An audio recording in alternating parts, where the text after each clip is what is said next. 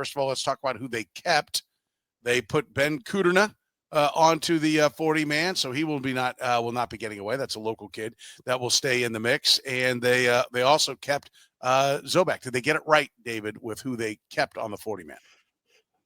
Yeah, I think those two were. I mean, those two were two that I had targeted. I think they probably should have protected. I was wondering if they would with Zobak just because he had a really rough year. But at the same time, there were people who before last year, before he had injuries and kind of wrecked his whole season, said that he seemed pretty likely to debut in 2025. And so if you felt like he could have debuted before he had some injuries that he was recovered from what I understand, you'd feel like he'd get selected. So it makes sense to protect him from getting selected in the Rule 5. Kudrna, I think that I think the upside is kind of limited in what he can be.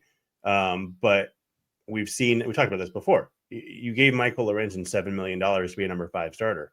Even if Kudrna is only a number 5 starter, and I say only because in that way because it's valuable, he'd be a number 5 starter for a 10% of that cost. So I think it makes sense. I like Zobak more upside wise, but obviously, again, he had those struggles this year, so we'll see how he bounces back.